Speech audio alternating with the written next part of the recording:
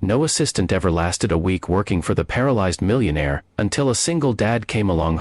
They said he was impossible to work for. Demanding, cold, impossible to please. 17 assistants had walked out his front door in less than a year, some crying, some furious, and some just silent. Everyone in town knew the story of Richard Harmon, the millionaire who had lost the use of his legs in a car accident, and, somewhere along the way, seemed to have lost something else too. But nobody knew what Marcus Webb was about to walk into, or what he was about to change forever. Subscribe segment before we dive in. If stories like this move your heart, you're in the right place.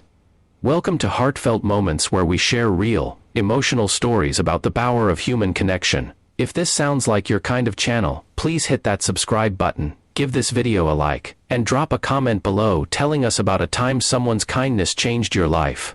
Now, let's get back to Marcus. The story. Marcus Webb was 34 years old and exhausted in the way that only single parents truly understand. Every morning, he woke up at 5 a.m., made breakfast for his 7-year-old daughter, Lily, dropped her at school, and then spent his days searching for steady work. He'd been laid off from his warehouse job 3 months earlier, and the bills didn't care about his circumstances.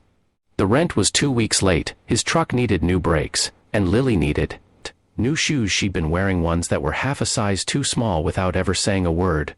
When Marcus saw the job posting for a personal assistant position at the Harmon estate, he almost scrolled past it.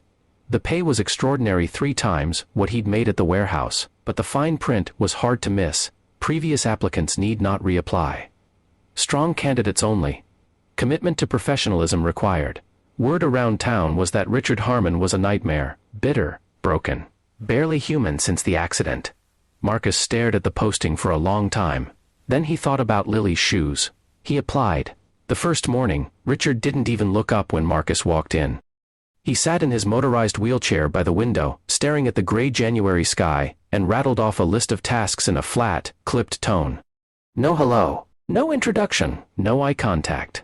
Just orders and the quiet, threatening silence that followed each one. Marcus got to work. He organized the medications, prepared the meals exactly as instructed, answered emails, and scheduled appointments. When he set a cup of coffee on the side table next to Richard, he noticed the man's jaw tighten, as if he expected criticism to be the natural follow-up to any gesture. I didn't ask for coffee, Richard said. I know, Marcus replied calmly. It's cold outside, and you've been by that window for an hour. Figured you could use it. Richard said nothing. But he didn't push the cup away. The second day was harder. Richard was sharp-tongued and impatient, pointing out every small misstep with the precision of someone who had spent years building walls and calling them standards. Marcus took it in stride. Not because he was a pushover, but because somewhere behind those walls, he recognized something he'd seen before. He'd seen it in the mirror, in the dark weeks after his wife left, when Lily was only 4, and he didn't know how he was going to do any of it alone. That particular kind of pain, the kind that makes you armor yourself in anger, Marcus knew it well. On the third day, Marcus brought Lily's drawing to work. She'd made it the night before, unprompted, a crayon picture of a man in a wheelchair flying through the sky like a superhero. Lily had never met Richard, but Marcus had mentioned him, and Lily had simply done what 7-year-olds do. She imagined him as someone wonderful. Marcus set it on the kitchen counter without a word. He found Richard staring at it 20 minutes later. Who drew this? Richard asked, his voice quieter than Marcus had ever heard it. My daughter, Lily. She wanted you to have it. There was a long pause. Richard's hand moved slowly across the paper, tracing the crayon lines. She drew me flying, he said. She said everyone deserves to fly somehow. Richard didn't respond. But that night, when Marcus was getting ready to leave, Richard really looked at him for the first time. Same time tomorrow, he said. It wasn't a thank you.